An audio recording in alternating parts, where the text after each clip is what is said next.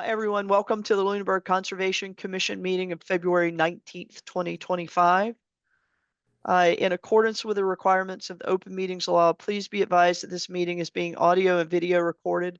The agenda lists all of the topics which may be discussed at the meeting and those that are reasonably anticipated by the chair. Votes may be taken as a result of these discussions. Not all items listed may in fact be discussed, and other items not listed may also be brought up for discussion to the extent permitted by the open meeting law.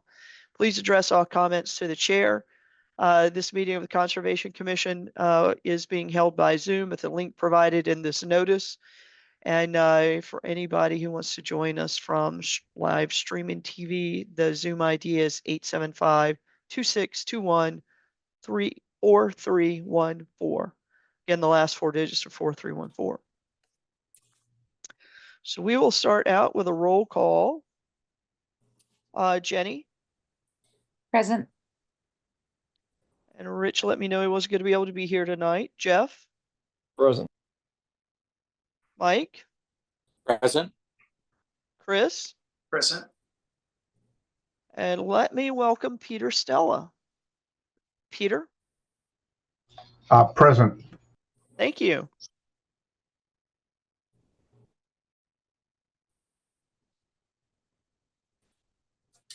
Okay, do we have any announcements by members of the commission?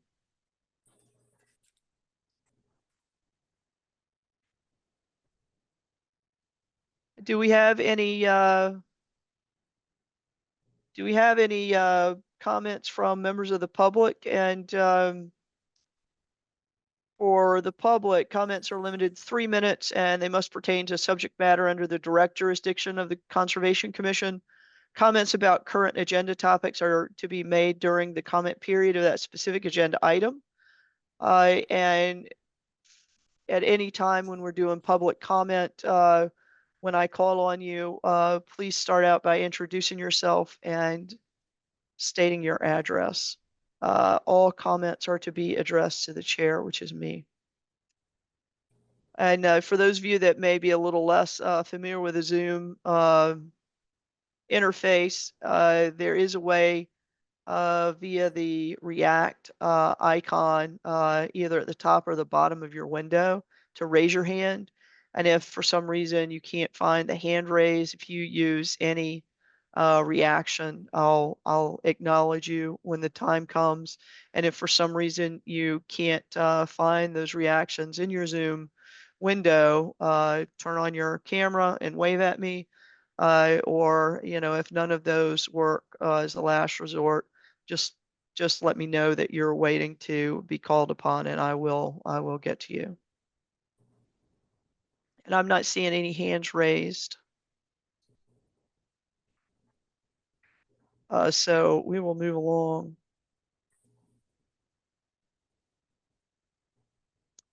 We don't have any meeting minutes to be published, do we, Sophie?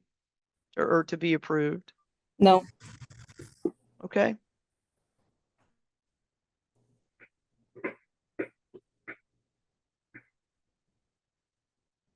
All right, we will move into new public hearings. Pursuant to Mass General Law, Chapter 131, Section 40 is amended, and the Town of Lunenburg Wetlands Protection and Municipal Bylaws, a public hearing on a notice of intent by the Lunenburg Conservation Commission for the construction of a parking area to provide trailhead parking and a proposed gravel driveway, which involves the crossing of a bordering vegetated wetland and the construction of a wetland replication area located at the Table Rock Conservation Area at 994 Northfield Road. And do we have, Greg, you're here? I am. Hello. And are our consultant tonight, so thank you for that.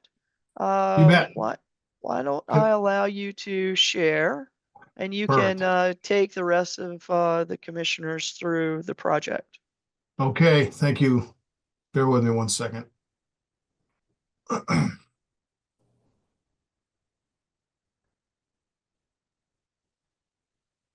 Okay. How's that? Everybody can see the screen? Yep. I can. Okay, great.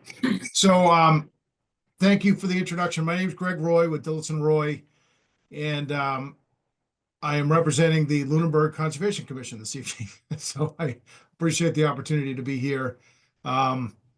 Just for those on the call that may not have the history, and Mary and others can chime in here, but Lunenburg, the Conservation Commission applied for grants probably about 18 months ago now or so, to do some improvements, design work for improving some parking area, creating some parking area at several of the conservation lands. This is one of them that that the commission received. And so we're here tonight to sort of kick off we've been working over the past several months to do the surveying and field work and then design work, to put this together. And we're here tonight as the initial kickoff for for this particular project at Table Rock. This, for those of you that this is right immediately next to the to Settlers Crossing Golf Course. This this stone wall property line right here is the boundary line between the golf course that's over here and the Table Rock Conservation Area. It's sort of right in between the golf course and Stagecoach Road, which is just to the east, over in this area. Oops, excuse me. Over in this area here, off the screen, if you will. So the task that we were given was to come up with a plan to provide permanent access and parking through the frontage of the Table Rock Conservation Area.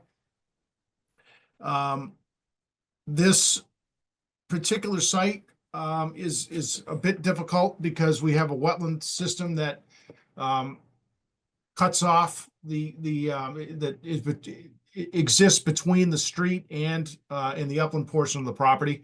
So if I can zoom in here, it's a little bit difficult to see, but the wetland area essentially goes like this, and then also has a line basically parallel on the road, if you will, like that. So there's really all wetlands as you come from the road into the site. So our task was to try to come up with a plan here that minimized disturbance to the wetlands, and did it in a way that was compliant with the Massachusetts Wetlands Protection Act standards for these types of projects that require wetland filling. And I'll go into a little bit more of this in detail, but I just wanted to give you a high level overview of what we're doing here. So I'll go into the replication area in a minute. The other thing about this project, two other things that I wanted to mention out of the gate, is that it is not afforded an exemption from stormwater management because it is not a quote residential project of 4 or fewer lots. So we have designed a fully compliant Massachusetts stormwater management system here that is compliant with the 10 standards of the Massachusetts stormwater management policy related to the discharge of runoff from the proposed parking area. That is a component of the application that's before you this evening, but it is also a component of the application that is before the Lunenburg Planning Board. And so I just wanted to mention, while it's not in your purview, I wanted to just mention to your commission how this interfaces. We will be before the Lunenburg Planning Board for site plan approval next Monday night. The meeting starts at 6. I'm not sure exactly when the posted time is for this particular hearing. So anytime you create a parking area of really the threshold is very low. It requires site plan approval from the planning board. So we are also before the planning board for their review. So they will have a separate and sort of parallel review of the project as well. So just so everybody understands that. So I'll just go into the specifics. As I mentioned, the resource area exists in the front portion of the site, along the frontage. Whenever we have a crossing situation, we always look to minimize impact to the resource area. So we chose an area to cross that is a narrow portion of the wetland, so as to minimize the length of crossing that we need to do of the wetland area. A couple things to note. You'll note that we didn't put it in the actual narrowest portion of the site, and there's some really good reasons for that, that I'll go into now. All of these green, tightly dense, hatched circles are existing trees. I had the survey crew just locate all the trees within the 50-foot, within and up to 50 feet in the 50-foot no structure zone. So all of the trees here are shown are actual existing trees. And you can see in this portion here of the site, there's a lot of existing trees. And so we kind of agonized over this a little bit. Ordinarily, we would try to get a driveway crossing in the actual narrowest portion of the lot. But it wasn't a significant change to relocate it over here. There's slightly more replication area or filling that we need to do of I think less than 100 square feet or a couple hundred square feet, but it allows us to save a lot of the trees, and there's some larger trees in there. The other thing that I wanted to point out is that these circles here, this one here, this one here, this here, here, this one, these are really large boulders. Like really large, like car-sized boulders, if not larger, bus-sized boulders, small bus-sized boulders. So you can see here that we've designed this driveway to avoid having to do extensive rock work here. Some of these boulders you'd probably have to, I mean, hammering them might be hard. Moving them would be impossible unless you had a really, really big machine, which you probably wouldn't have for a job like this. So just for those two standpoints, we look to put the crossing in the location that's shown in the red hatched area. And when we did the math, we're of course proposing retaining walls on the side. So we're keeping this to the minimum width possible to get a driveway of, I think, 12 feet width going in there. We get a permanent wetland fill of 1,126 square feet, which is well below the threshold of the 5,000 square feet that is allowed without having to go through the Army Corps permitting process or a limited project permitting process. So we're still well within the realm of permittability in the performance standards set forth in the Wetlands Protection Act for this type of work within a bordering vegetated wetland. Which is why we have gone through and proposed it as we have for those factors. We are, as I mentioned, proposing a 12-foot wide gravel surface and on either side, flanking both sides essentially from the road pavement setback, just starting right here and coming up to this point here. We're proposing retaining walls along the edge. Again, to keep anytime we do a wetland crossing, we do that so that we keep the wetland fill to the absolute minimum. That's one of the performance standards. We have to show and document that we're minimizing it, minimizing it and avoiding it if possible. So, but when you can't avoid, you have to minimize. So that's what we're doing by showing those retaining walls. And then just to maintain hydraulic conductivity, we're showing two drainage culverts as well, so we can maintain that hydraulic conductivity across the wetland area. There's really not a lot of flow through there. It's not like it's a large tributary area on the upgradient side, but nonetheless, we want to make sure we're maintaining that. Anytime we cross a wetland, we'll put a some sort of culvert or hydraulic connection through there to maintain that. It is not a stream. I'm not sure if any of you had a chance to go out there to the site. It's certainly pretty snow-packed at this point, but it's even in the wetter months, there's no thread line of a stream. You can actually walk through it pretty easily. When I was there, even through the fall, when it started to get a little bit wetter, there was no issues with any stream or thread lines that we'd have to be concerned about there. And then I'll try to go quick here. We access into the parking area, again, through the crossing. We come into a 10 space, a gravel pad essentially that is large enough for to accommodate 10 vehicles. That is placed all 100% outside of the 50-foot no structure zone. We try to keep everything, all sort of the hard infrastructure, if you will, with the gravel areas outside of that 50-foot zone. The only thing that falls within, only two portions of the project that fall within the 50-foot is the stormwater management basin. So we have this area here is a stormwater basin that collects the runoff. We're gonna run that down to a swale system here that runs into this this basin before it gets treated, if you will, captured, collected, and treated, stored, and then discharged slowly. There's some exfiltration that occurs, infiltration back into the ground, if you will, to meet the recharge standard before it gets discharged back into the wetland area. That's the first feature that's slightly within the 50. And then, of course, we have to replicate the wetland.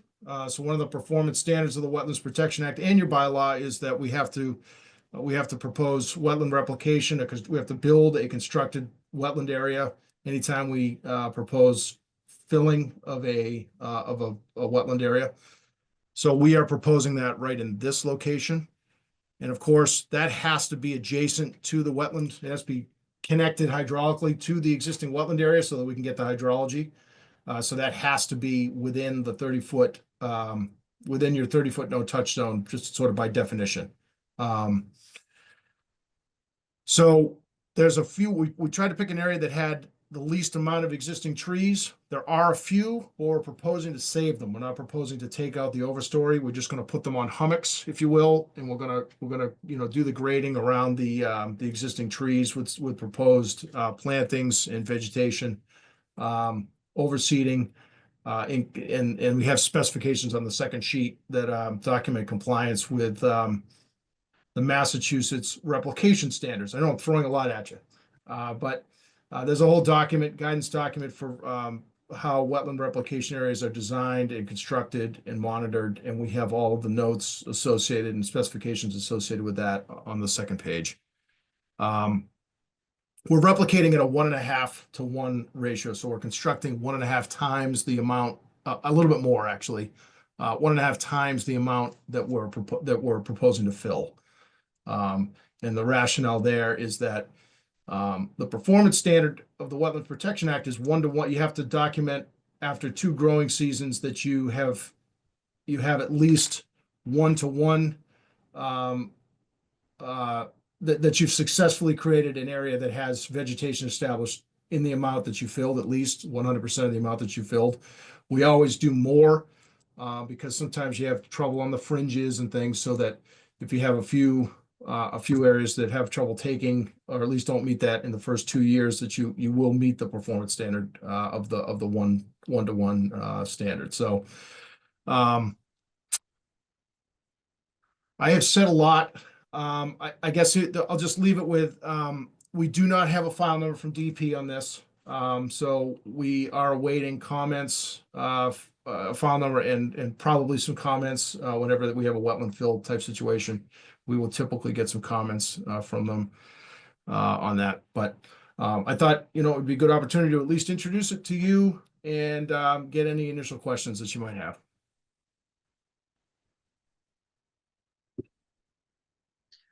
How many parking places do you have there, Greg? We have 10. Excellent. Yeah, we definitely need those 10. And then the retaining wall, I noticed as drawn, there's like no flare at either end. Is that actually how it's going to be installed, with no flare at either end? Or I mean, Yeah, we don't think see we a lot need of these. Okay. Yeah, we don't think we need it in this case, just because of the way the grades work out. Sometimes you have it more like a bridge abutment on the side where it flares at a 45 out. In this case, we just extended it far enough to kind of just bury into where it matches the existing grade, if you will. So we Okay. didn't feel like we needed the flare there. So just Okay. sort of simplifying the construction. Okay, very good. Yeah, that would be a dramatic improvement over the existing parking condition, which is, as you know, really non-ideal. It's, Yeah. it's kind of across the street from where this current proposed access would be. And it's sort of kind of room for two cars on almost a gravel pad, but really overgrown. And then because we don't have any existing access across that wetland, anybody who wants to go to Table Rock has to actually hike up this road. And you can see how close the trees are to the edge of the road to go access Table Rock through that old stagecoach Right. road. And yeah, it's really It's kind of an non-ideal. awkward, yeah, it's kind of an awkward Yeah, situation. Yeah. it really Yeah. is. It's beautiful property once you get back up in there, and there are a ton of trails. I take my dogs up there a lot. I Yeah. go mountain biking up there a lot. It's a beautiful parcel that we have, but the access is really non-ideal. So I'm really tickled to see this plan. And yeah. For those of you that may not know, I'm the one who wrote the grant on behalf of the Conservation Commission to support doing this work. So I'm tickled to see it actually start to take some shape and form. The goal would be, once we get through the approval and permitting process, to submit follow-on grants to actually do the work to have these installed. Anyway, I'm pretty familiar with the project, so I will now give my fellow commissioners an opportunity to ask questions.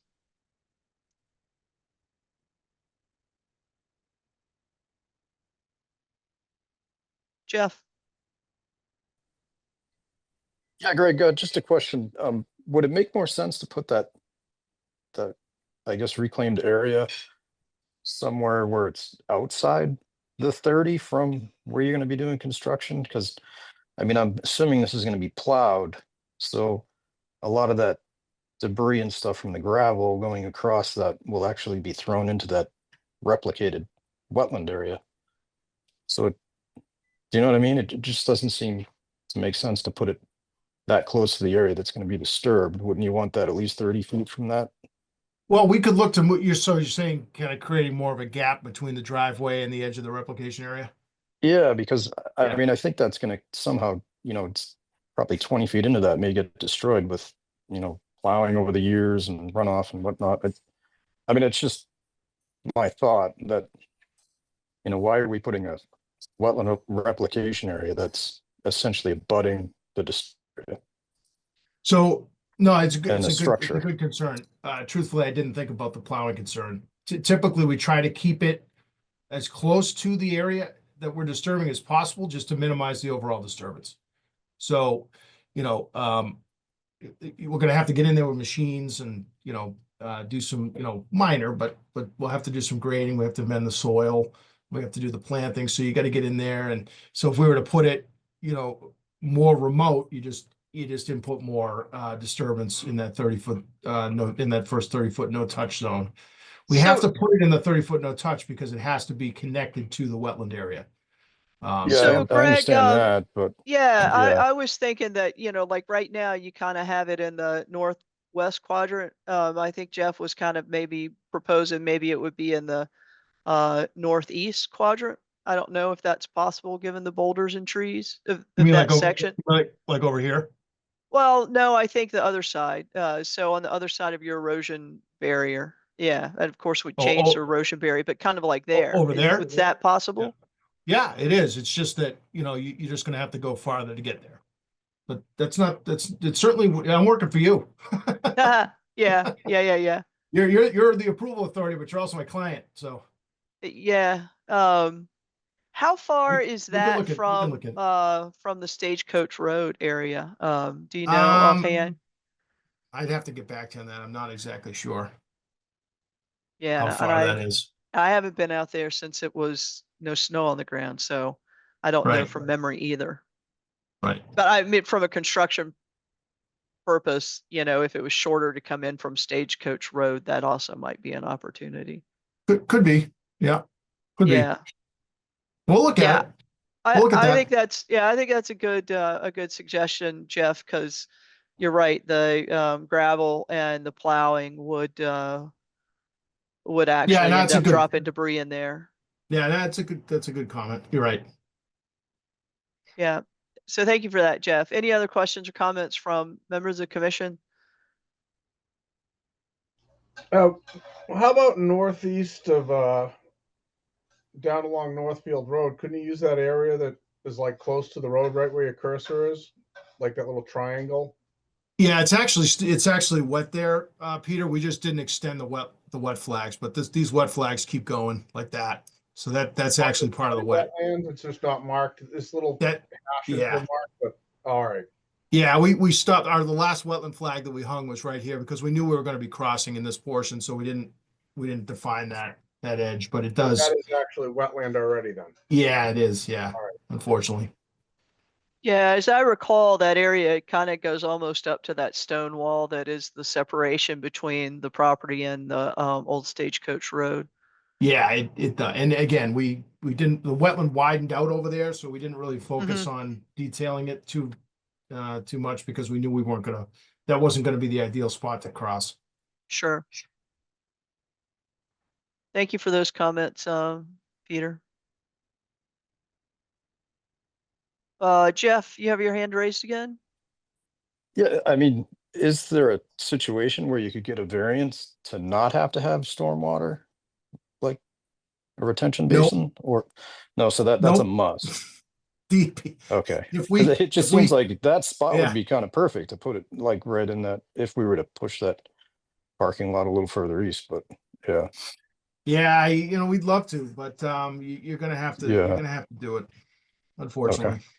Yep. It's just they're very DEP's become very strict on it. Actually, we've had them ding us on projects that were less impactful than this one that just didn't happen to be a resident. Like for example, a repair septic system for a commercial project that's being constructed in a lawn area. They've asked us for stormwater management on because it's not a residential project of 4 or fewer Yeah. lots. Wow. They just Okay. don't, there's only one exemption and it's essentially, it's either, well, there's a couple. It's either a residential project of 4 or fewer lots or like an emergency road repair project or something like that, which we're certainly not in that category. So, I'd love to do that, but, DEP won't have it.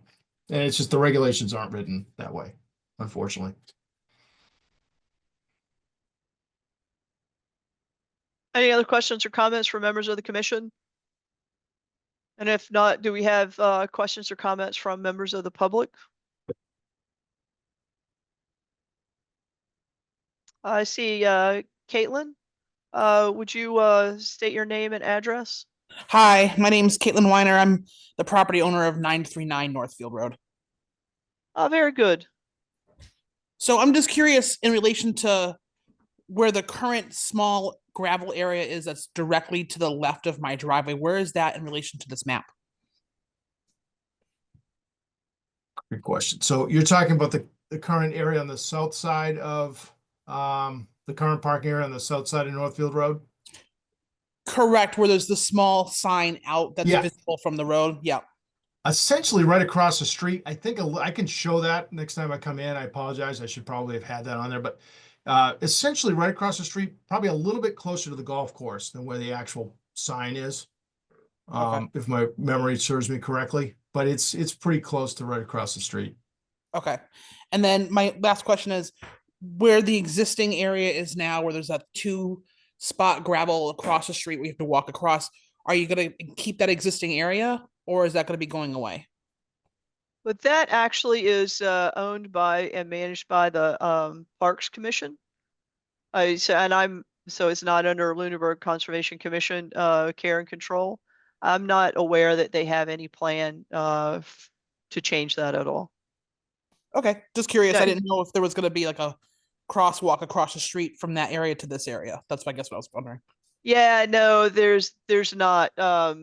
As far as I'm aware, there is eventually the Parks Commission intends to put in some park improvements there. But I don't have a sense that they are going to be working on that before they complete their Marshall Park plans. Okay. Thank you. Sure. So Greg, I think it would be helpful to show Caitlin's driveway on this just for reference, because then anybody else who's in a butter or from that area, that'll give them also a little better reference as well as where this is being proposed to go. Yeah, I can do that. No problem. Great. And I'm not seeing any other hands raised by members of the public. So very good. Yeah, so I think we wait and see what DEP comes back with, and then Greg, you'll look at the impact of changing where that proposed replication area goes, and then get is it Caitlin or Catlin? I'm sorry, It's fine. Caitlin's fine. Caitlin. Okay, yeah, you'll get her address or her driveway on there as a Absolutely. reference Yep. point. I appreciate And that. any comments that we might get from planning as well, we'll, again, we're before that board next week, Monday, which is also a public hearing, which you're welcome to attend. So, anybody, so we'll incorporate any comments that we might get from that board as part of that process as well. Excellent. Thank you, Greg. You bet. Also, just the Reno property, which is just down the street from this, on the opposite side of the street, that is just for public interest. That did not. We're also working on that, a parking area very similar on that property, kind of where they're putting the tree, the access for the tree logging Tree operation. harvesting, yeah. That actually didn't require filing with the commission because we were able to keep the area outside of the 100-foot buffer zone. So positive there, but we do still need site plan approval. So that is on the meeting next Monday as well. So if anybody has an interest in that, you can come to the planning board meeting and get a 2-for-1 experience. I'm going to try to attend that if I can, yeah, because I will be interested in hearing their feedback, and any other types of requirements, or hurdles that we might need to plan against. I think planning is definitely has an in-person presence. It may be hybrid. I can't remember. I always go in person, but Okay. just for your benefit. Where do they hold those at? At the town hall, usually. Okay. At the town hall. Easy enough. Yeah. Okay, so we're proposing a continuation to March 5th. Since we're the client, we can actually make that proposal. So I'll do a roll call vote for the commission to continue this hearing to March 5th. Jenny, Aye. Jeff, Aye. Mike, Aye. Chris, Aye. Pete. Aye. Very good, and I for myself. So we'll see you again on March 5th, Greg. Thank you. Okay. I'm here for the next one too. Is it appropriate just to you? keep my screen share going? Is that okay? Or you want me to You can go cancel? ahead and yeah, you can keep Okay. it going and shift to the next one while I read the script. Pursuant to Mass General Law, Chapter 131, Section 40 is amended in the Town of Lunenburg Wetlands Protection and Municipal Bylaws. A public hearing on a notice of intent by James and Allison Latanzi for the construction of a wetland replication area to provide mitigation or an existing farm road riverfront crossing and replacement of an existing culvert within a farm road at 780 Northfield Road. Okay. And Greg, I actually saw Jim on as well. I thought, yeah. Yeah, he was here, although I see. Yeah, Oh, there he is. He's There he yep, is. he's here. I'm here. Thank you. Very good. So thanks, Jim. If you want to interject at all, just let me know. We're not going to start talking, and but feel free to interrupt. No problem. Again, Greg Roy with Dillison Roy. I'm representing the applicant, Jim and Allison Latanzi. Jim is here with us this evening. This is the property there's a little bit of history here, so I want to do my best to give you a brief overview of this. But just for reference, this is right down the street from where we just were talking, on the same side of the street, right across from the pond. I don't know the name of the pond, but right at the low point in Northfield Road. Kelly Pond, right across the street. And it's an access into the backside of what was formerly known as Pierce's Tree Farm, now Halls Hills Tree Farm, that Jim and Allison purchased several years back and now own and operate. And several years ago, probably 3 or 4 now, it was during COVID, but it was maybe 3 years ago. Jim worked with the current conservation agent at the time, and the commission to essentially improve an access through this area from Northfield Road into the backside of the farm area. And that was all approved and blessed at the time by the commission. He was given authorization to do that work, and he did it. And I think you fast forward a year or 2 after it was already built and constructed. You folks probably know where it is. If you drive up Northfield Road, it's pretty obvious. There was concern raised with DEP, and DEP got involved. And Jim, correct me if I'm getting any of these details wrong, but DEP effectively said that Jim had a few options, one of which was to come before you and file this notice of intent for the improvement of the culvert that is physically needed across the road. And I'm going to describe this in a little bit more detail. So we were in a little bit of a situation because I think there was a little bit more of the story. I think actually Jim came to a commission before or maybe as DEP was getting involved. I think your commission still gave him the green light that it was okay, sort of before DEP got involved. But then I think there was another iteration after you gave him sort of that second blessing. That's consistent with my recollection as well. I wasn't on the commission for the first iteration, but that follow on where a violation was reported, it came before us again. We gave him permission again, and then the concern was raised to DEP.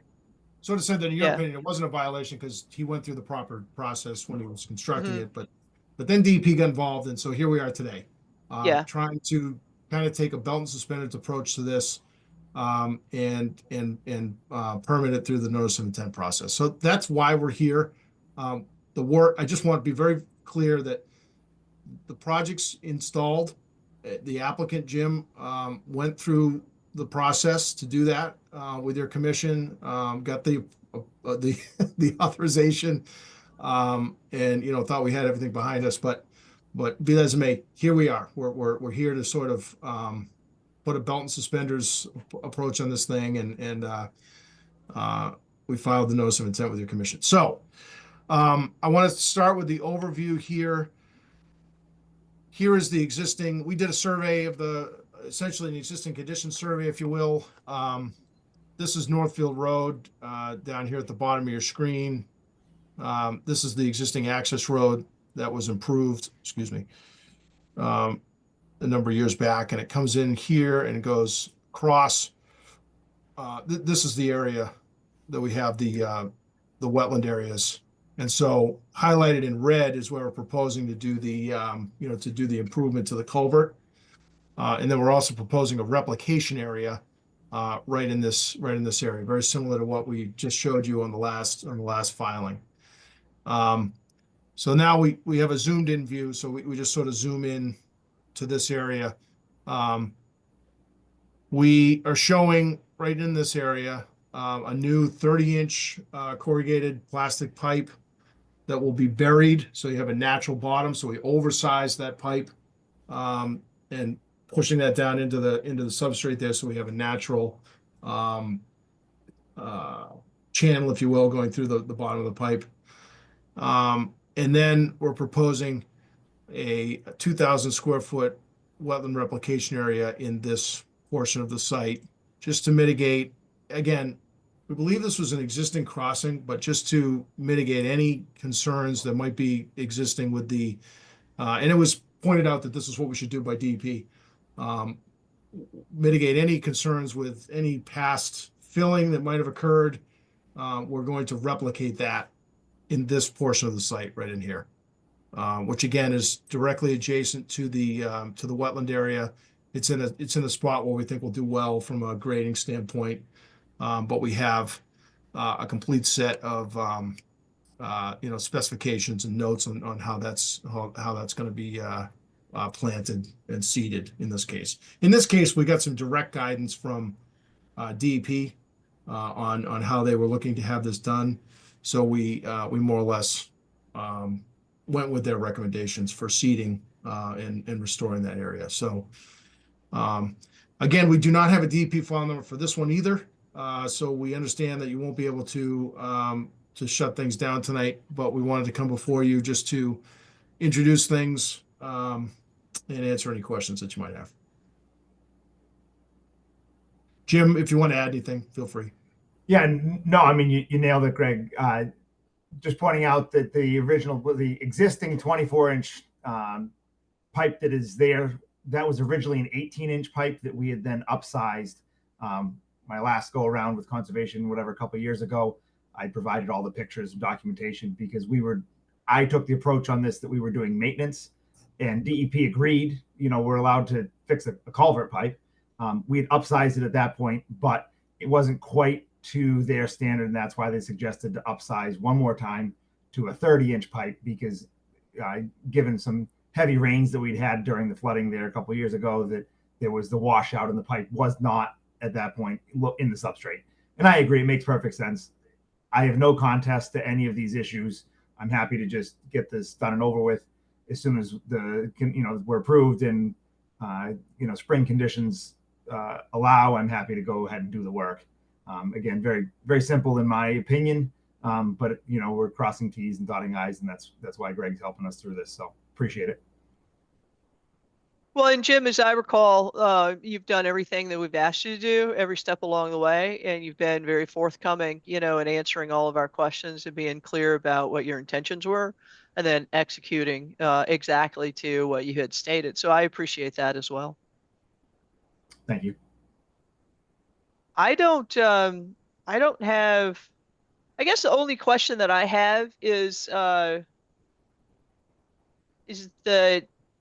noticed that it's been identified as riverfront area. So is there actually through this wetland riverine characteristics? There must be if DEP identified it as Well, I think that the river is actually, sorry, Jim.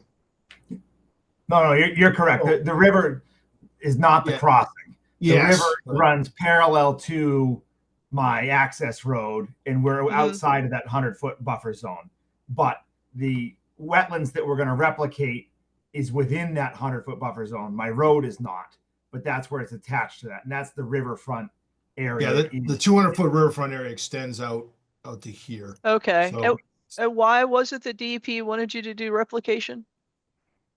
That's not jumping out to me. Is why they wanted you to. Because if you look at kind of historical here, you got a wetland system that is flagged. We flag the wetlands, but it goes like this. And then that's the existing limit of the wetland. And on the other side, you have this. Like that. So there was a question as to when the road was put in, I think. And I think that, you can easily say that, there was a, historically speaking, there was probably a wetland connection through the where the road was. Okay. All right, understood. We're just sort of not arguing it. We define what that area is. It's a total of approximately, as conservative as we could be, because we don't want any issues. It was 1,900 square feet, which again is below that 5,000 square foot threshold, well below the 5,000 square foot threshold. In this case, DEP asked us to replicate 1-to-1, so we're proposing a 2,000 square foot area that is slightly north of the 1-to-1 replication. But It's sort of just a belt and suspenders. Jim, Jim believes when he did the work that it was a maintenance of an existing road that, might have been in disrepair, but it was there. That's what but- I had understood as well. Yeah, it's just that, we're sort of responding and reacting to requests from DEP here, so we wanted to be, we're not Well, I pushing back. appreciate that. Yeah, Yeah. I appreciate that. Yeah. I just was asking because I also was curious. Yeah, no, good question. I don't have any further questions. Do we have any questions from members of the commission? Questions and or comments?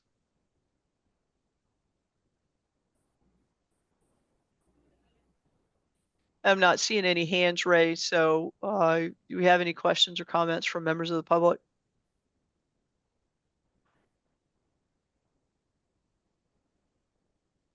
And I'm not seeing any hands raised either there.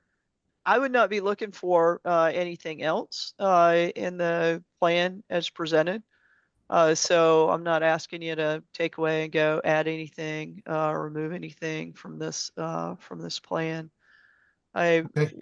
would encourage my fellow commissioners, if they have anything that they want you to do or whatnot, to speak now, so that hopefully when you come back and you have your DEP number, we can deliberate and send you on your way. Yeah, and we're hopeful that this is an odd case where DEP was involved in the, that we. It was an we odd took- case, yes. So we're hoping that that DEP comments will be minimal or none, because we kind of just took their bullet point in their email and put it in the plan. So Yeah, they I may- hope so. I think we have a different resource assigned to our area now. But I mean, Ah. hopefully the history will be good enough and stand for itself. Yeah. Okay. Okay, so I think we've got to continue this to March 5th at the very least, because we're waiting on that DEP number. So I'll go for a roll call vote. Jenny, Aye. Jeff, Aye. Mike, Aye. Chris, Aye. Pete, Aye. and I for myself. Okay, All right, we'll see you again March 5th. Thank you very much. Thank you, everybody. Appreciate it.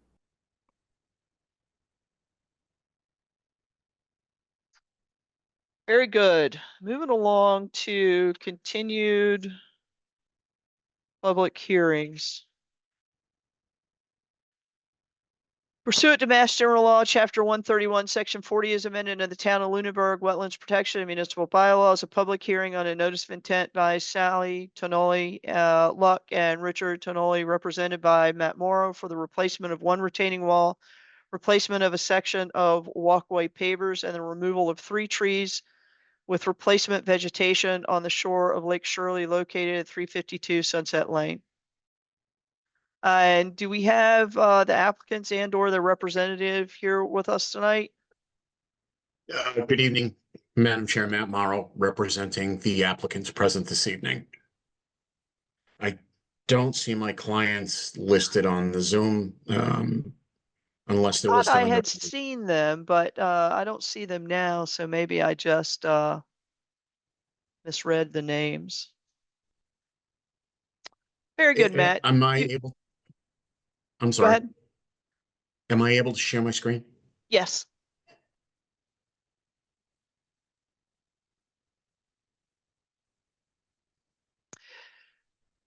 Jeff, you have your hand up. Man, your hand went down. Yes, I am in a butter, so I'll recuse myself, but we do have quorum tonight, so we should be good. Yeah, thank you, Jeff. Yeah, good evening, ladies and gentlemen. Matt Morrow, representing Sally Tonoli Luck and Richard Tonoli, for this continued notice of intent. I was here at the last meeting. Unfortunately, we didn't have enough members to be able to close out the hearing and vote, but we did have some productive discussion. The commission had requested a series of changes to the plans that were made with the erosion barriers, the note in the, believe it's note number 2, erosion control barriers that Commissioner Bursch had requested. DEP had asked us to quantify a similar area that Sophie also had called out. So I revised the WPA form for the temporary impacts for construction. Essentially, what's going to happen in this area, as I noted at the last meeting, is these paver areas are simply going to be pulled out by hand. The work is going to proceed, it's going to conclude, and then the pavers are just going to be placed back in the same area, again, by hand. There's, no digging, no filling, no regrading, none of that. DEP had noted a floodplain elevation, but there is a floodplain elevation listed here. I'll zoom in a little bit over here. Floodplain elevation was noted by the survey crew, and it actually is here. All of the work is taking place in the floodplain. They're all temporary impacts. There is no changing grades or anything of that nature. This area here, the maple by the driveway, the 40-inch maple that's been labeled on the plan, we agreed to prune that, take that off the table as a removal. This area, this tree and this dead one, or almost dead one by the water body is slated to be removed. And as we're removing 2 trees now instead of 3, we took 2 of the 6 off for the replantings that we did. This area right here where the Revard's property is, there actually already is an area of thick hedge growth that's very old I've got street view pictures I can show you if you want to see them from 2014 that still show the same hedges there. We are still looking to do the large arborvitae that, the emerald green that grows up tall, kind of like a tree, without threatening to kill the property. And we've got 3 replacements here. 2 of them will be here in the 30-foot no-touch zone to allow for some shade value to take place here. Where there's currently nothing there now. That's basically it. I know you guys, hopefully you've had a chance to review it on the portal. I did do a response to DEP comments. Some of them actually were standards that really don't apply to a minor project of this nature because there is no filling going on. This is a like-for-like wall replacement. The only thing that's going to be different is the material is going to be fieldstone instead of creosote railroad ties. And that's basically it. I'm open up to any further questions you guys have. Thank you, Matt. Do we have any further questions from members of the commission or comments?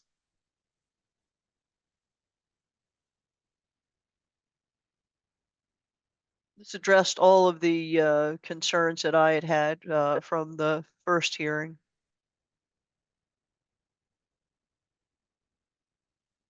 Do we have any questions or comments from members of the public?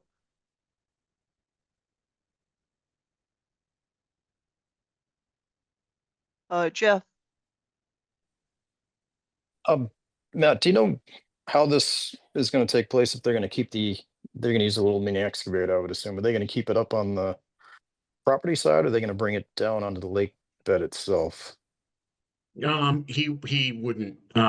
If you recall the pictures I showed, there were areas here where the land's collapsed.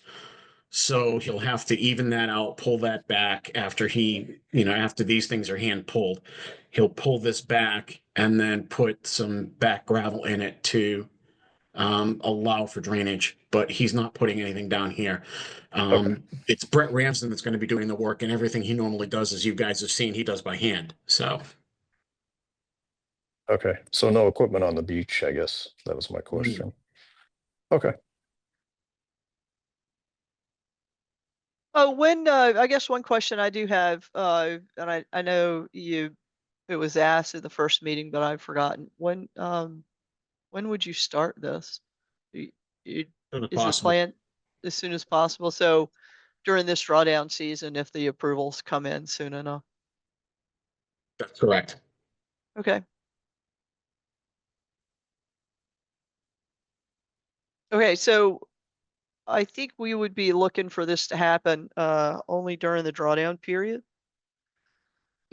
I did discuss that with my client. He did say that if he couldn't get it done this drawdown period, he'd have to wait for the next. So he does know that. Okay, very good. I just want to make certain I say it out loud so that it's captured in the conditions. No, And I, understood. And when I say he, I'm referring to Rick Tenoli. He's been taking the lead for him and Sally on this. okay, very good.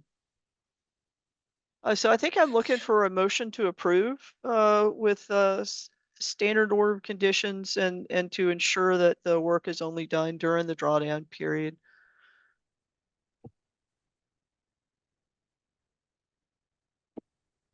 So moved. Thank you, Jenny. Do I have a second? Second. Thanks, Chris. Okay, roll call vote. Mike?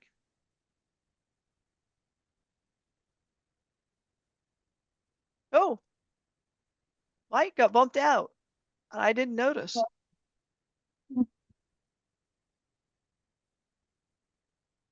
I just readmitted him. Oh, thanks. Well, let's wait and let's see. Mike, you're back with us again?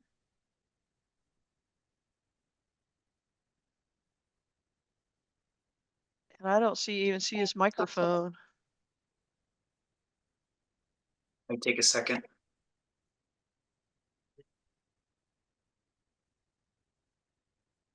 Mike, let us know when you can hear us again.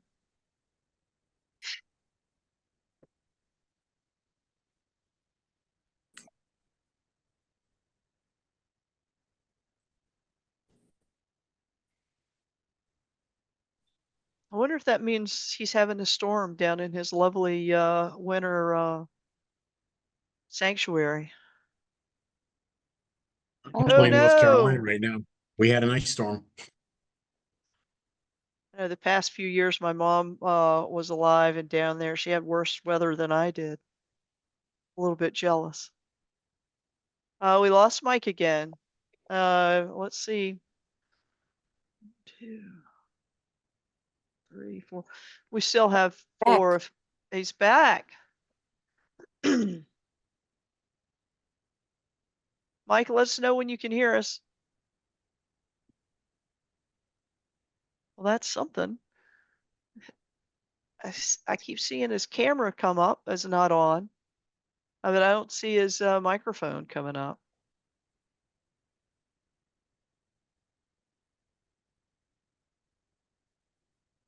Mike, can you hear us?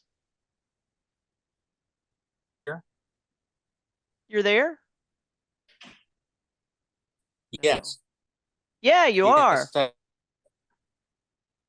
You're having I some am here. challenges. No, did you? I am I here. I didn't see when you dropped off. Maybe can I turn off my video? Yeah, we don't need to It's off, see it. actually. Yeah, I'm gonna turn off. It is off, yeah. sometimes that does help. But apparently not today. Can we? Oh, he's back.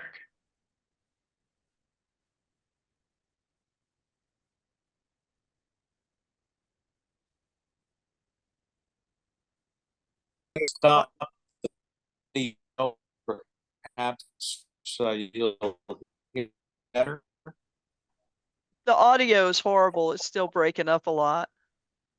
Do you want to send me a text with any questions that you have in the chat? Okay. I will.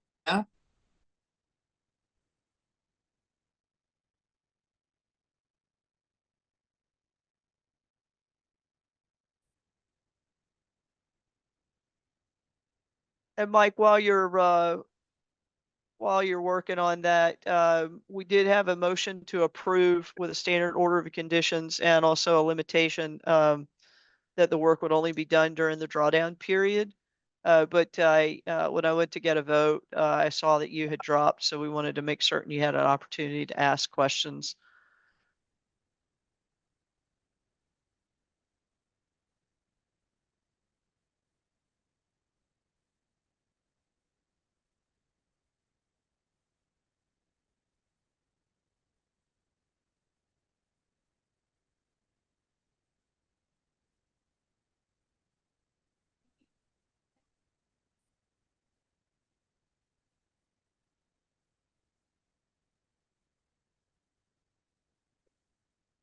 Oh no, Mike dropped again.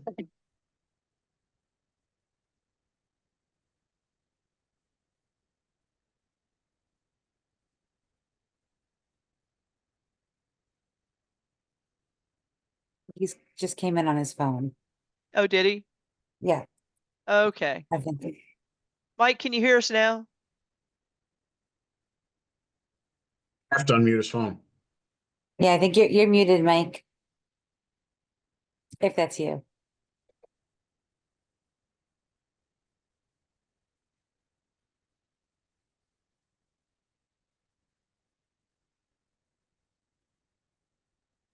Yeah, Mike, you're on mute. Oh. Oh, now he's back again. Maybe he's doing both. Oh, maybe he's calling in on his phone. Yeah. So if you called in on your phone, Mike, I think you may have to unmute in the actual Zoom. But there was I- a star something to unmute on the phone. Oh yeah, it says it in the agenda. Yeah, *6. There we go. Okay. Better? Yeah, better. So Mike, did you have any questions or concerns about the project as presented? No, I do not. Okay, we had a motion by Jenny to approve with a standard order of conditions, and with a constraint that the work can only be done during the drawdown period. We also had a second to that motion by Chris St. Germain. So if you don't have any questions or concerns, I was going to proceed with the vote.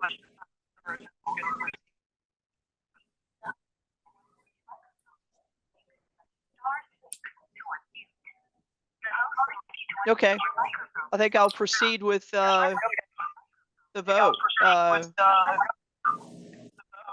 Well, Mike, how do you vote? Aye. Very good. Jenny? Aye. Jeff has recused himself. Chris? Aye. And Pete is not eligible to vote on this one because it started before he was appointed. And so I for myself. Okay, it's approved. Matt? Thank you very much. It was a squeaker, but thank you very much. Thank you. Sophia, you have your hand raised? Yes, this is just in preparation for if we can mute Mike. Yeah. Thank you. Oh.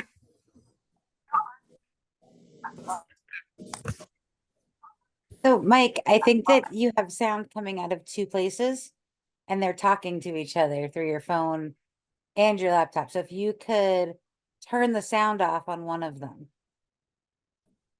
Like turn the maybe the Perfect. volume on your Yeah. phone all the way.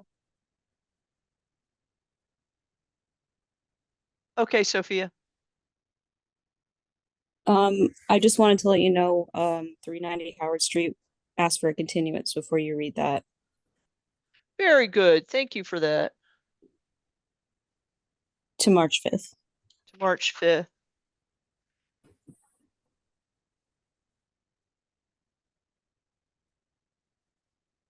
Okay, moving along. Pursuant to Mass General Law, Chapter 131, Section 40 is amended in the Town of Lunenburg Wetlands Protection and Municipal Bylaws, a public hearing on a request for determination of applicability by Jeff Viviano for the removal of 10 dead trees and 2 leaning trees within the resource area and within the 30-foot no disturb zone of Lake Shirley located at 338 Sunset Lane. And I know we have Jeff on the call. Yes, Madam Chair. Jeff Thank Viviano, you. 338 Sunset Lane. Yeah. I guess I'll kind of go over it quickly. Yeah, just get everybody Uh, reoriented again, if you would. Sure. I need to share my screen with a bunch of photos. That would be nice as well. So, see how that works.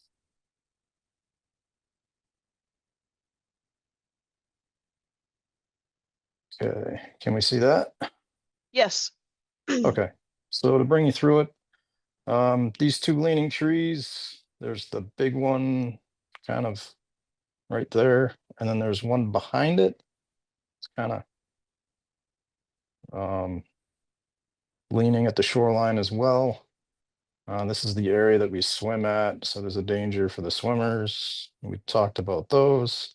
Those are the two trees right there and how close they are to the wetland. Those rocks are essentially what the water comes up to in the spring once the lake level has come back. Let me see here. This is a dead tree that you can see, has 3/4 of the tree, and then there's the actual top of the tree here in the woods that you can see right there. That tree is suggested to come down. These two trees, you can see one, I think this was a lightning strike that went down the center mass of the tree. This tree was also hit. You can see the bark coming off the back side of that tree, which is also dead.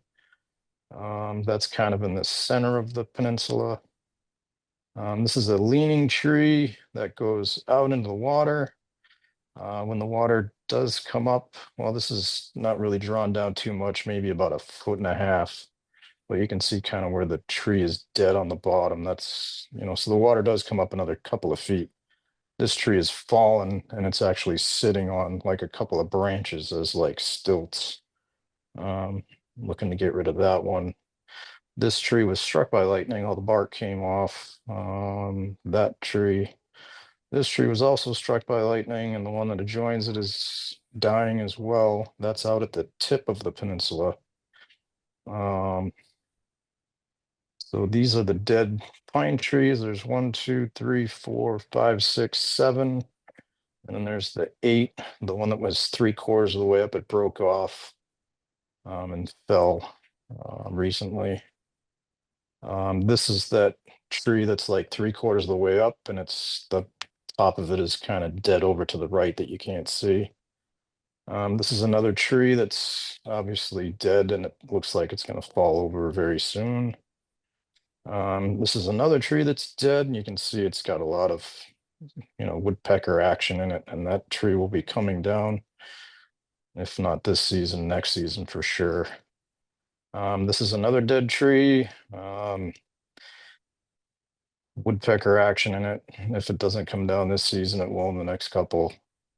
That's that dead leaning tree. You can see that the lake is totally drawn down now. So these pictures were taken at different times. That's the one that almost leans into the water. This is a dead tree that is just laying on the shoreline up onto the peninsula. So the water actually comes up maybe 3 feet from that tree itself.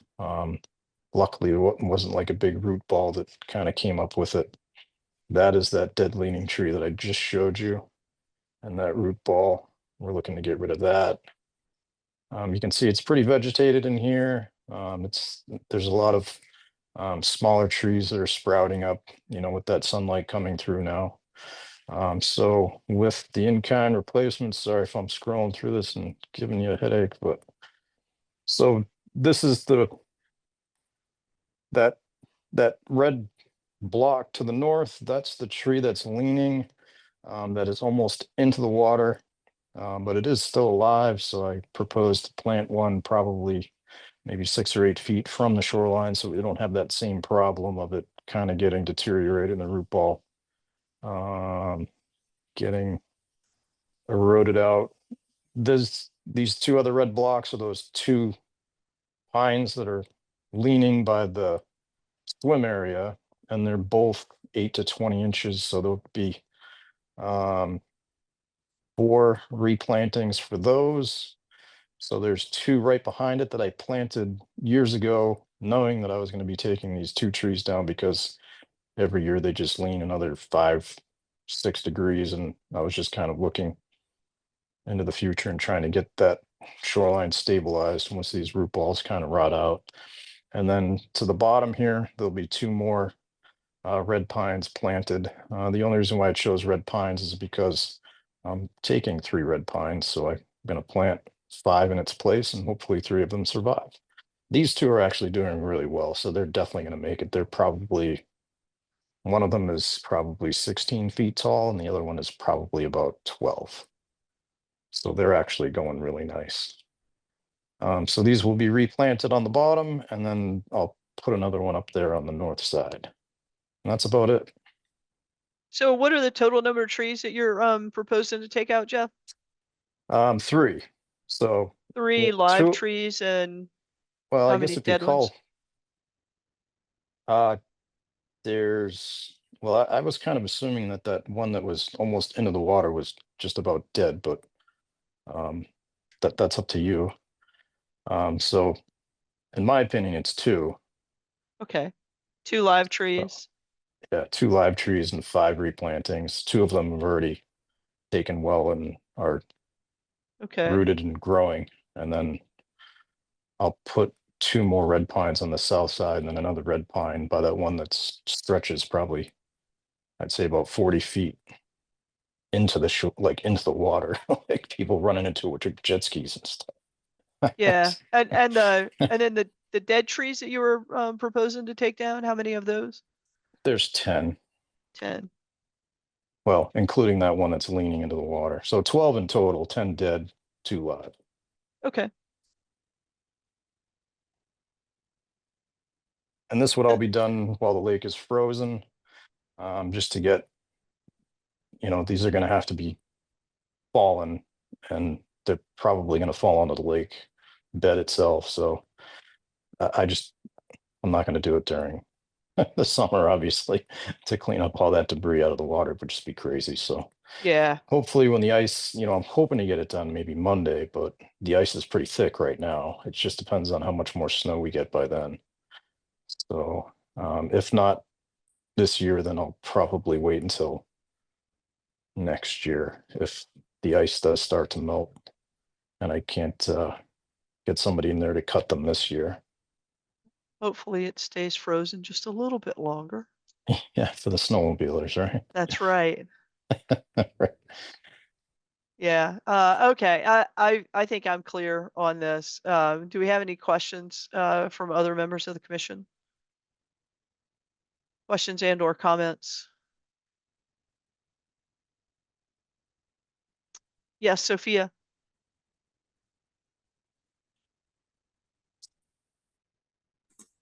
I just had a question for Jeff.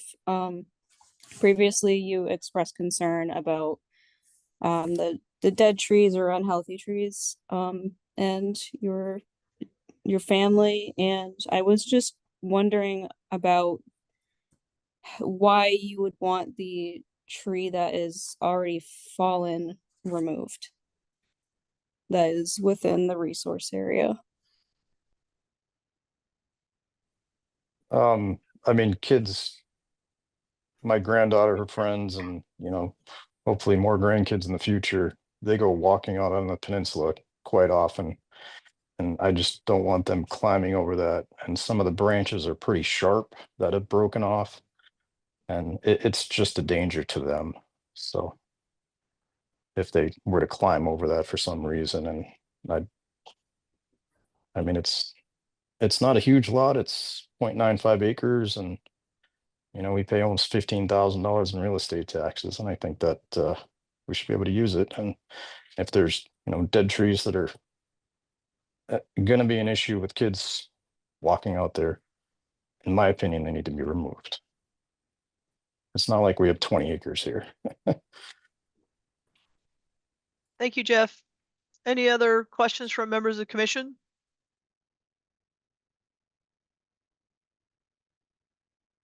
Okay, I'm looking for a, well, I guess I'll also go through the formality of, do we have questions or comments from members of the public?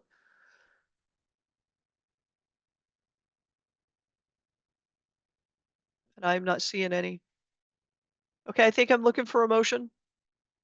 So moved. Motion to approve, Chris, Yes, as sorry. presented. Yeah. Second? Thank you, Jenny. Roll call vote. Mike, Aye. Chris, Aye. and again, Pete, I don't think you can vote on this one either because I don't think you're a pointed and at the first hearing. So I got Mike, I got Chris, Jenny. Aye. And Jeff, of course, is recused because this is his property. And so I, for myself, for approval as presented. Okay, thanks, everybody. Thank you.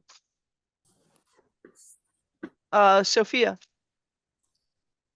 I just wanted to confirm whether or not Jeff had uploaded the new plans and information onto the portal.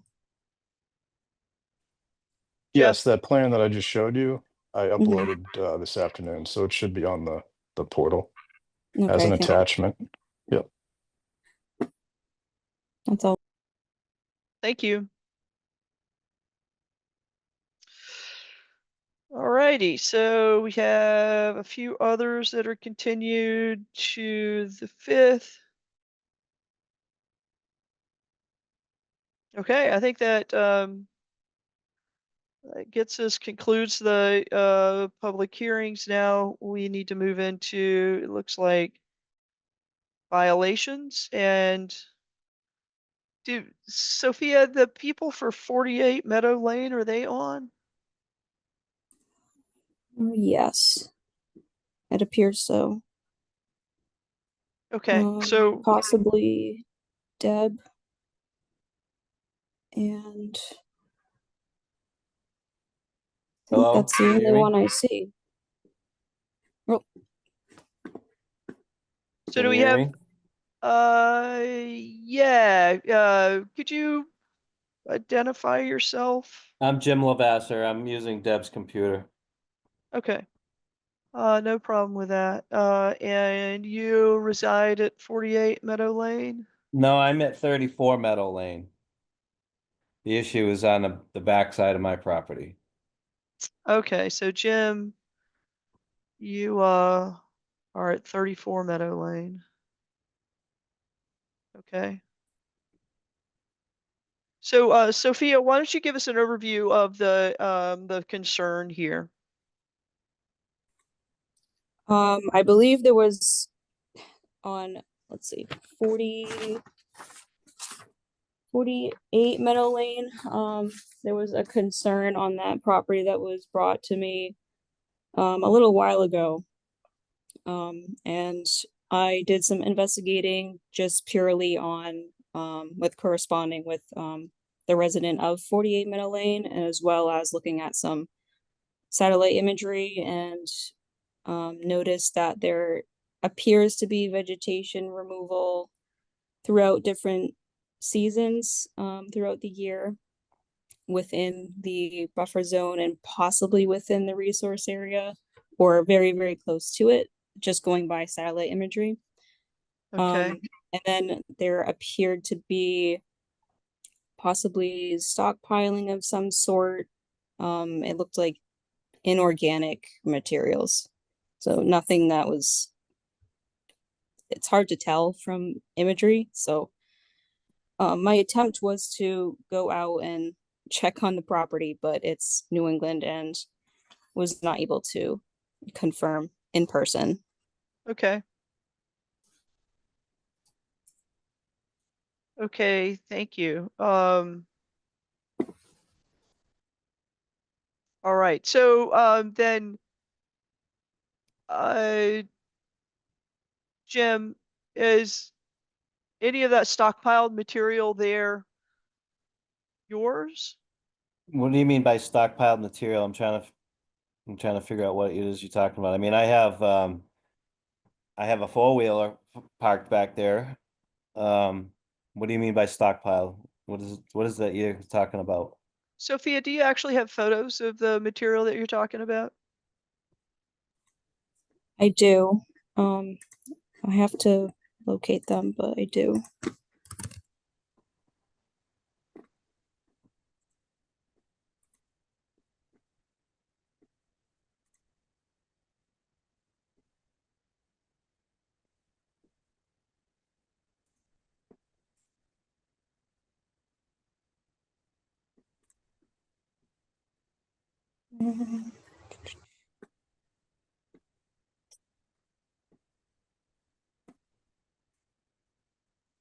Okay. Just gonna try to, yep, pull it up.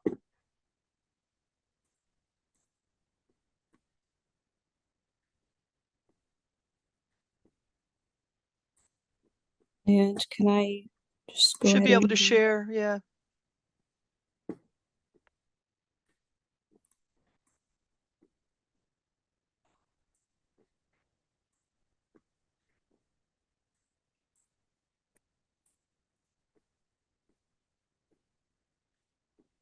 So I believe this portion, it's hard to tell from an image. Oh, that right there. That's an old picnic table that's gonna be cut up and thrown in the dumpster this year. That was put out there by the previous landowners, and I mean, my previous homeowners. It was actually my father-in-law. And we bought the property over 30 years ago, and that was there when I moved in. I will cut it up and get rid of it. It's a picnic table with a couple old boards on it. That's not a problem. I can get rid of that as soon as the snow's gone.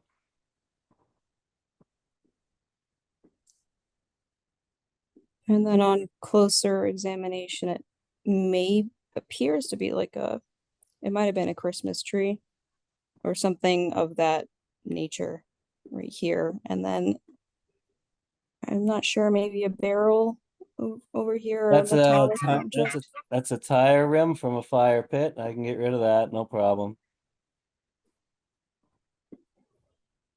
And I'm not sure if this is rolled up fencing or a bunch of trees. Yeah, that's a very like a 8-foot pieces metal fence that'll go when the picnic table goes. Everything, those 3 items will all go as soon as I can give access back there. This is just from a different angle. Maybe if we were back here, now it's to the right. Yep. Okay. There's more. And where is Yeah, that's the, just for our reference, Sophia, where is the wetland relative to that pile of material?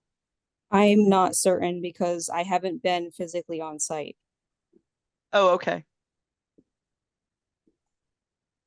Yeah, that's Okay. a little bit of that pile right there is a little bit of construction debris. That's like right on the back side of my property. I can get rid of that too. It's not Okay. it's not dumped there. It's actually aluminum that I recycle. Okay.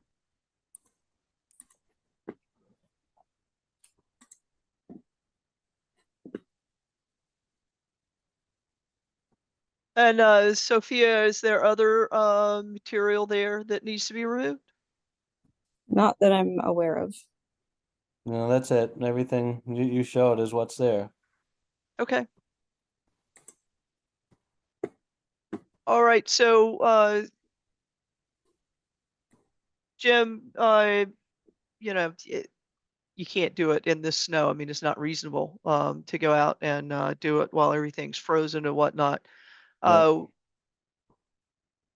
I would estimate though that the snow's probably going to clear, here before too long.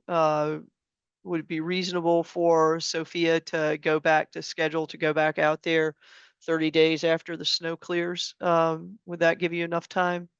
Joe would. Yep. Okay. Sophia, does that sound manageable to you? You actually froze and cut out. My internet connection is very unstable. So Jim believes that he can get all of that material that we just discussed cleared out of there within 30 days after the snow melts and goes away. So then I would be looking for you to go out there and re-inspect the area 30 days after the snow's melted, 30 days or later after the snow's melted to confirm it's been removed. Okay. Do we have questions or comments from any of the commissioners on the call?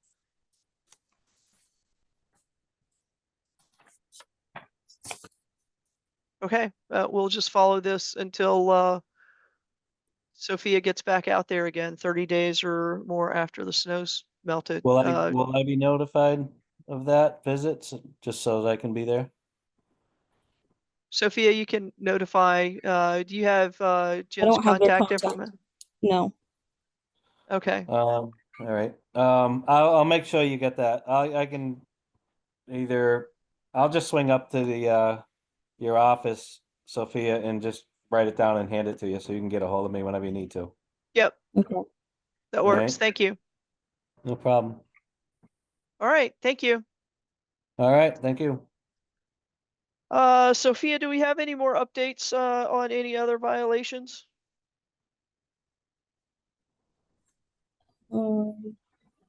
I do not, since 67 was continued. Okay. 67 has a note, read statement. I think Maddie had put that in there. I think there might be something on SharePoint that perhaps you said you were going to read. That is right. But that's only if we held the hearing tonight, which we are Yeah. not doing. Okay. And that statement also has been forwarded to the conservation commissioners as well, but we'll when we actually do deliberate on the project, I'll read it into the record at that time. And Sophia, is my understanding correct that we've lost access to Nearmap? I have. Personally, I can't log in anymore. Okay. So relative to 1168 Mass Ave rear, I had gone in and done you know, maybe it was right after the last hearing,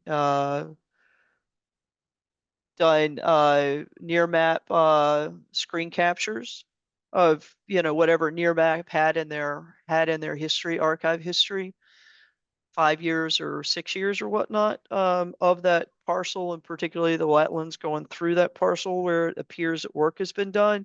How is the most efficient way to get that to you so that the commissioners have access to that? I don't think I have the ability Mm. to upload files. Um, Do I just email them to you? That's a lot that's a of lot of emails. content. Yeah. I don't even know if it would all go through at once. Do you still have access to the Google Drive? Can you just throw it on that? No, we're not using the Google Drive anymore. We're using SharePoint and OpenGov. So have you tried adding anything to the Conservation Commission SharePoint? Because I'm looking at it and it says that we have you as a member. I can try it. I don't So know. that's an option, I Okay. think.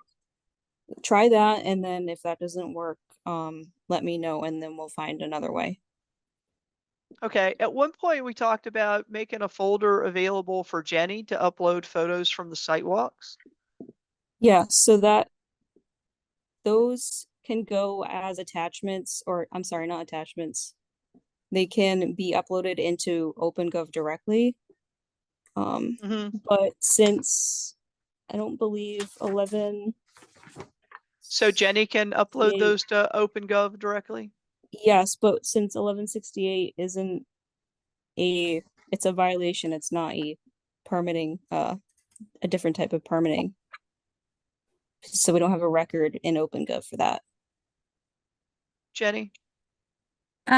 Sophie, can you give me access? Can you add a folder in SharePoint and just call it like conservation photos and give me access to upload stuff to it, or even give all of us access to upload stuff to it for the ones that are not on OpenGov?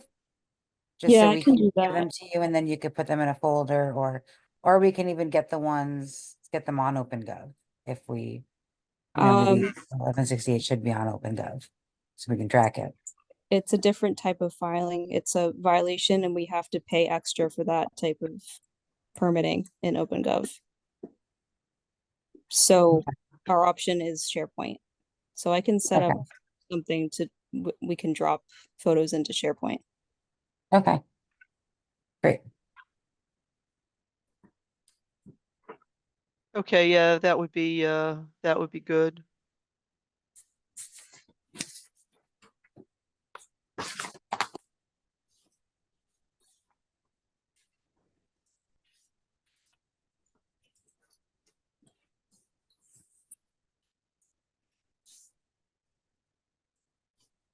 Okay. No other updates on violations? No, not at the moment. Okay, and so that, I think that also means that we haven't had any updates on 40 Fire Road 12 as well. As I recalled, Chris was gonna go, talk to one of the applicants, but in the dialogue, the interim town manager, kind of told you both to go talk to him about that. I don't know if that conversation happened or not. With Have you everything, talked- no, we haven't talked and he's long gone now. But I believe I remember Chris sending an email about he visited, but they weren't home.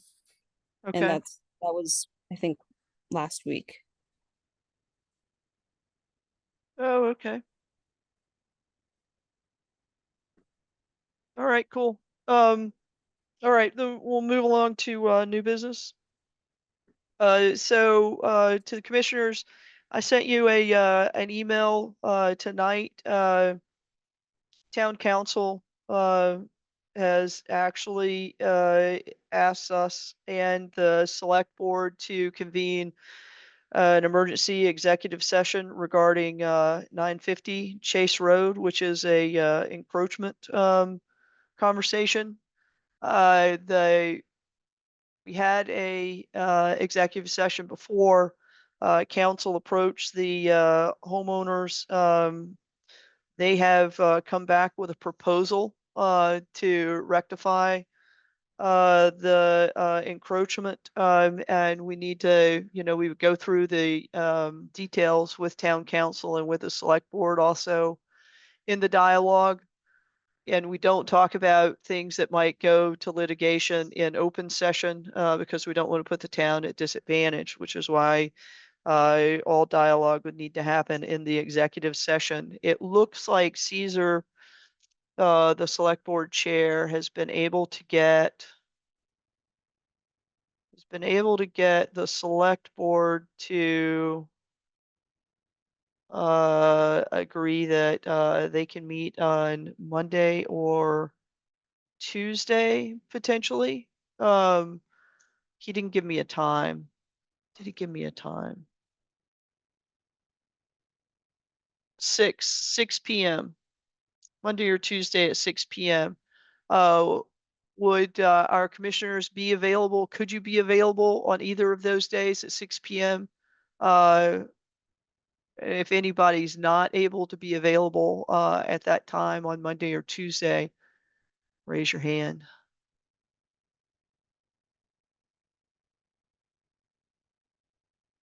I'm not seeing anybody raise their hand. I believe we might be able to do it entirely by Zoom. But at the very least, Caesar said he can make it available by hybrid, right? So it's better for people to call in. They certainly would be able to call in. I'll probably go up there if they do it physically. So, we would be represented there physically and everybody else could call in if that's what you desired to do. Okay, so real quickly, Jenny, could you be available on either of those dates? I can be available on either of those dates if it's at 6. Any Okay. earlier. Than tough. Okay, yeah, I would also struggle earlier than 6. Jeff, either of those dates? I'm on call at work and I Mhm. am pretty much next to go next week, so I would assume I'll be called in. Okay, so you think no? Yeah, I'd probably say a 75% no. Okay, and Mike?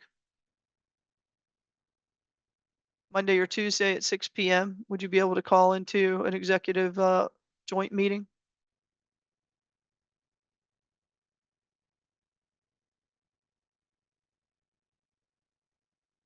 Oh, it looks like we may have lost Mike again. And Pete, what about your availability Monday or Tuesday at 6 PM? Yes, I should be available. Okay, very good. Okay, so Tuesday only, Mary. huh? I'm Tuesday only. Tuesday only, so not Monday? Yeah. Okay. Chris, not Monday. Jeff. And I can call Rich Bursch and find out about his availability as well. So if we did it on Tuesday, that gets us me, Pete, Jenny, and Chris definitely. So that's a quorum. And then Mike, I can follow up with, and Rich, I'll follow up with. Okay, very good. Sophia, can you coordinate with Annie directly? Because if it does end up on Monday, we'll need to get that posted tomorrow, that agenda posted tomorrow. No, I will do my best. Okay. Mike, do we have you on audio now?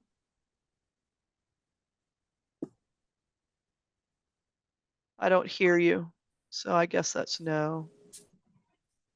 Madam Chair, can you hear me? Oh, I can hear you, Mike. Did you hear about the Madam executive? Chair, can you hear? I can hear Okay. you. So are, Yes, Monday can- the 24th. yes. Or Tuesday, the 25th, at 6 PM. Okay.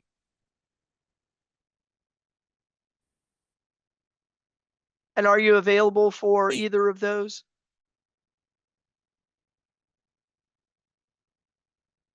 Be in as long as I can get should be on there. Okay, great. Thank you, Mike. Thank you. Yep.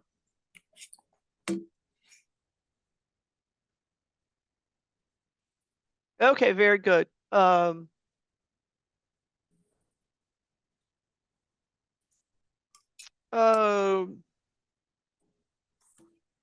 okay, the next item is 100 Harbor Road, Chapter 61 removal. I don't think Jenny, did you talk about that at the last meeting? I skipped over it just because I thought that it would make sense if you were here for that. Okay, fair enough. Let's see, share the screen. Let's get this out of here and let's go to cemetery. Here we go.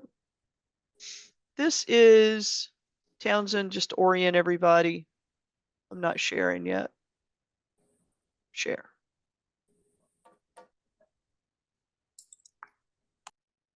It's sharing the stop share. Let me try it again. Share.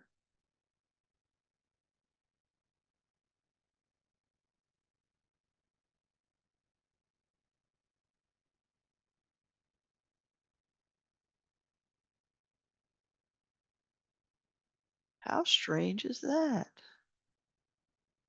Oh, you guys can see this now, right? You can see the map? Yeah. I can see it. Okay, cool. All right, so find out loud. Undo. Okay. Yeah, to get oriented here. So here's Hickory Hills Lake, here's Mass 2A. The property in question is this big field right here. The town was notified that the owner has an offer for purchase. It's in Chapter 61. As such, the town has first right of refusal. Which we're right now, we're kind of past the deadline of actually being able to feasibly make an offer to purchase it. You guys may recall that in our open space strategic plan, there are 6 criteria for making acquisitions. And the recommendation of the open space planning work group was that at least 3 are met. This one doesn't meet any of them. It's not adjacent to other town land. It's not a parcel bigger than 50 acres. It's not, from a conservation commission perspective, it's not adjacent to any other conservation land. And there are other criteria that are more related to other boards like agriculture, scenic, scenic or historic. And as far as I'm aware, it doesn't meet any of those criteria either, but I think those aren't in our purview. I, for one, would not make a motion for the town to acquire this land, but I would like to hear from everyone else in that regard.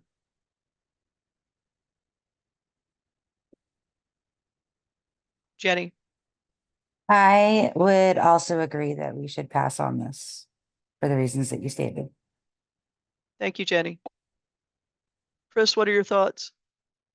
Yeah, I echo what your summary is. Doesn't seem to have any real value. I would pass. Okay. Jeff, what are your thoughts? Yeah, that's a pass for me too. It doesn't really seem to make sense. Mike, what are your thoughts? I also would like to pass on this one as well, Okay, based on everything. very good. And Pete?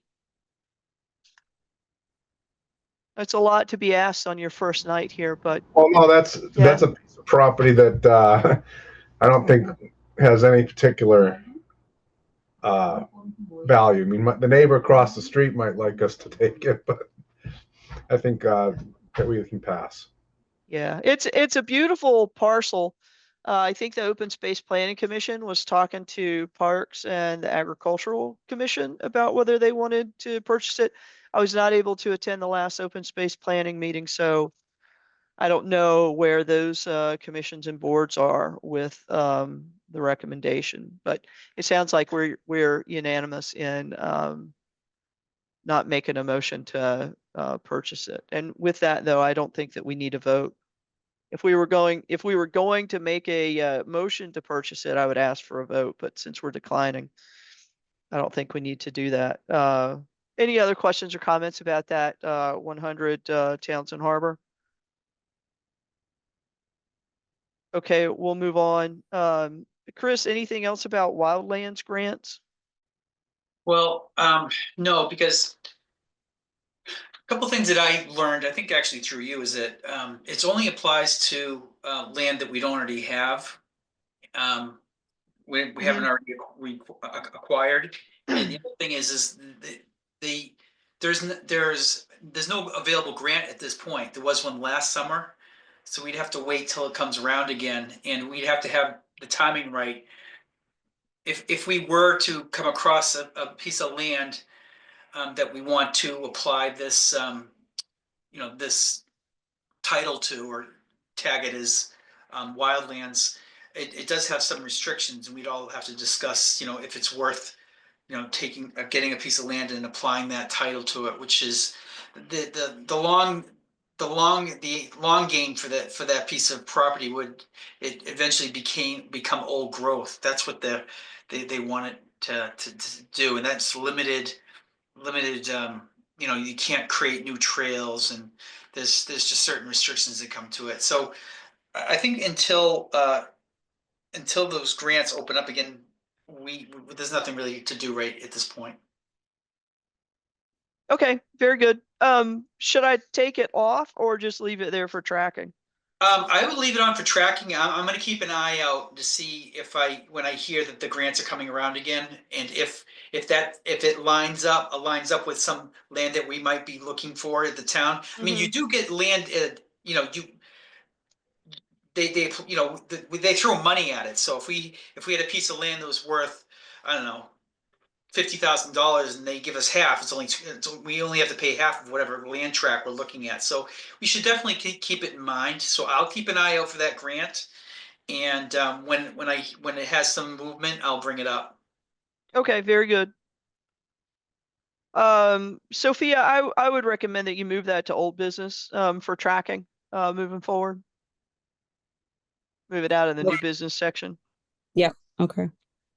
And not the end of the world if you forget, just, if you do happen to remember when you're working on the agenda. And I think I did see that, Maddie has, given her notice, and her last day is, you said the 27th of February? That's right. Okay, that's unfortunate. We really need that help in the office, so. But thanks for ensuring our visibility there. I appreciate that. Farmland of local importance. This was something I had sponsored on the agenda, a couple of months ago. I think, that's actually been picked up by the Agricultural Commission, and they are tracking it. So I think we strike this from our agenda moving forward.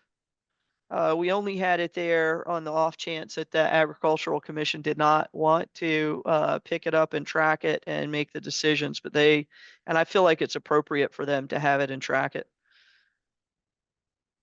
Budget report. I had not had a chance to look at the budget report. I think those come out on the 15th. Yeah, Sophia?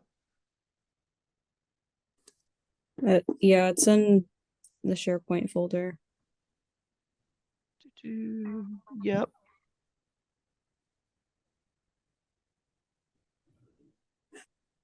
So one thing that I will need to get, and I'll try to write an email to, Maddie tonight or first thing in the morning, is I will need to get the, billing, to date on the grant work that we've been paying to, our consultant engineering firm, Dillis and Roy, because I'm gonna have to make a, report to, Mass Trails by the 15th of March, and it would be nice to go ahead and get some money coming back, on that. So I'll try to get that out to Maddie, so that she can work on that before she leaves, and then it won't fall to you to do. Okay. Yeah, any progress on the senior volunteer program? Not that particular program, but we do have a volunteer who's Oh, excellent. yeah, so that's good.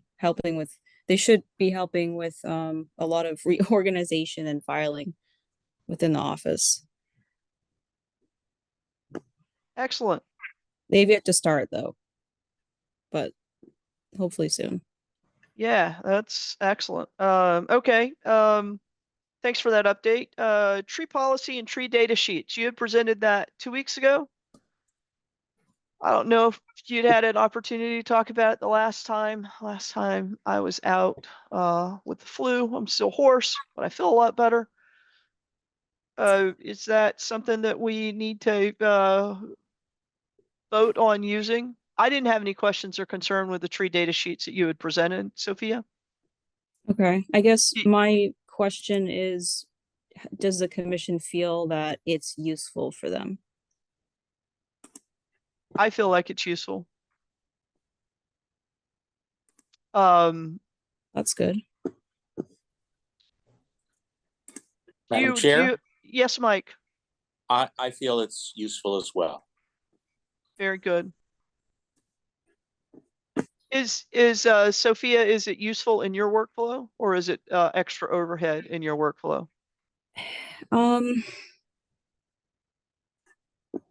It's not that much extra. I think it's worth the little bit of extra time in the field filling it out so that I Mhm. have all that data to present to the commission if there are questions. Yes. And it just gives a better sense of, I don't know, I guess clarity on what I'm looking at. And since I do have a forest management background, I'm pretty comfortable with using this. Okay, yeah, I agree. And I think anything that you can do to add clarity around what you're asking from the commission, right, or representing to the commission, and then also creating clarity as a historical document. I think that's all really good stuff to be investing time and energy in. Is anybody opposed to Sophia moving forward with that process or concerned about it? And I'm not seeing any hands, so we'll move on. Okay, I don't have any update on title searches. April Earth Day events.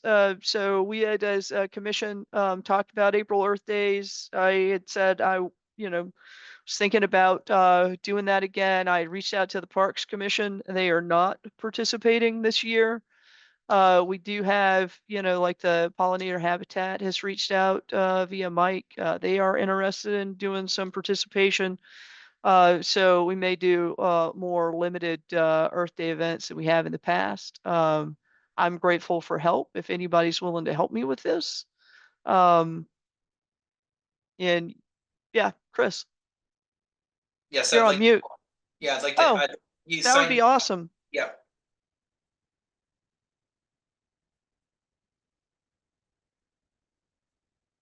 Excellent. Thank you.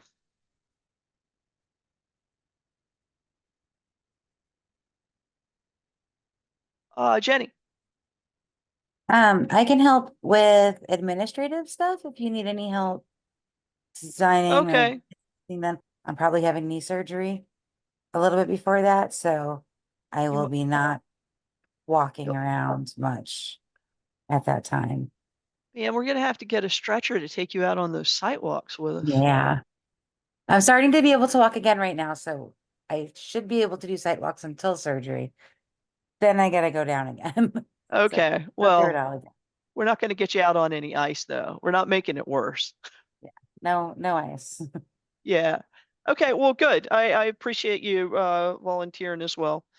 All right, moving along, encroachment issues. We've already talked about 950 Chase Road. I don't have an update on 315 Lancaster Ave. Sophia, any updates on the chapter 61 checkbox or whatever the options were for OpenGov workflow? Can you hear me? I can, yeah. Okay. It just keeps dropping out. No, I don't. Okay. Grants, actually the Lunenburg Snow Rider Grant award year 2022 is closed out. And I think I've already announced that the Snow Riders did the projects on the conservation land. They were able through that and through the amount of in-kind volunteer work from the Snow Riders and the community, where they were able to purchase that ATV, which they also graciously volunteered to help out with a lot of the conservation land improvements. So it's not even exclusively for their own use, which we do appreciate. But we will, Sophia, that's another one that we can take off of the agenda moving forward, is the LSR sponsored 2022 grant. We already had updates from the Lunenburg Conservation Commission grant progress and conservation land improvements. You guys may recall that a couple of months ago we had some local mountain bikers come before us and ask for permission to use a snow dog for snow grooming of mountain bike trails. And they have been out there in the Lane, Larchtown Forest, and definitely in Hickory Woods doing a bunch of grooming. And man, it is nice. It's really nice. So I'm definitely appreciating that. Chris, you had a comment? Yes, the word's getting out about that snow dog. In the past years with snow, the place to go was Leominster. It's becoming the place to ride. The word's getting out. Those trails are gorgeous. So Yeah. anybody Bat bike is really enjoying those trails. So kudos to those guys for doing a great job Yeah. out there. Yeah, no, I was gonna go try to park at the Lane Forest on Saturday morning, and there's no place to park. It was completely filled to the gills. Yeah, it's beautiful out there. Yeah. Yeah. Okay, the Hollis Road lease agreements and tenant responsibilities. Oh, what is the name of that? It is called a custodian license agreement. Member of the public had volunteered to help us rewrite that. And they have asked to appear at the March 5th with their proposal for the update. So we look forward to hearing from them then. And then committee reports. Have we had any stormwater meetings, Jenny?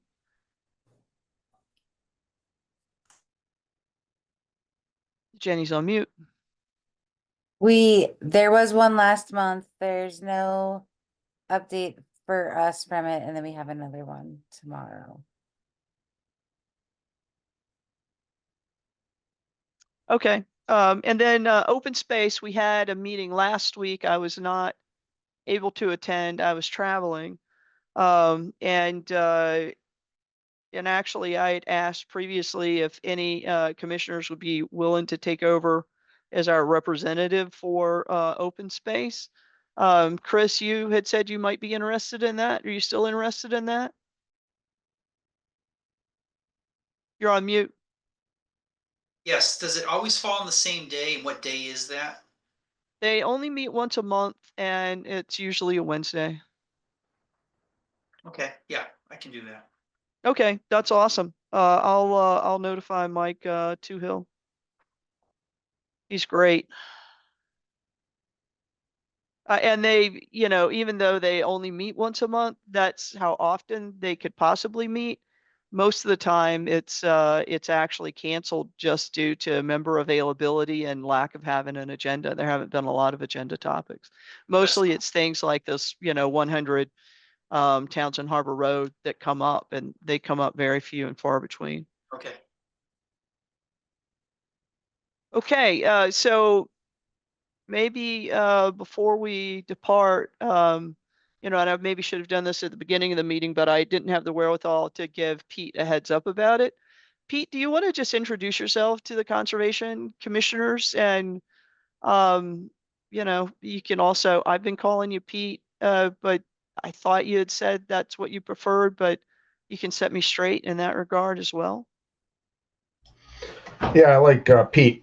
I don't like PD, but if somebody wants to call me that, I won't get upset. I just wanted to be involved more in the open, in the open areas, which we have the things like Table Rock and Northfield, the Lane, making sure that they see some improvement and use, and also make sure that people in the town are aware of how much open space we have. Because like often people will like say, why didn't we buy this piece of property and turn it into open space? And we have quite a bit of land, and I want to make sure that it's utilized. I'm not against if a piece of property becomes available that would benefit, the town would benefit by picking up. I just think we have to be careful of what we spend our money on and all that. I think we've got a pretty nice town, and I want to keep it going in the right direction. So I just want to get involved, and I started talking to Mary, and I just decided to do it. So here I am. Yeah, I think we started talking back in November or something like that. It just took the town a while to actually get you on the agenda, but we're really welcome. We really are happy to have you here, Pete, and have you join our ranks. So I'm looking forward to working with you. Thank you. Thank you for volunteering. You're welcome. Hopefully it'll all work out. Welcome, Pete. So are there any other comments from the commission? And any other comments from members of the public? I think I am looking for a motion to adjourn. So moved. Thank you, Jenny. Second, Oh, Mike. Mike, yeah, there you're coming in strong. And the time is 9:02 for the recording. So roll call vote on adjournment. Pete, Yes, aye. Chris, Aye. Mike. Mike was there.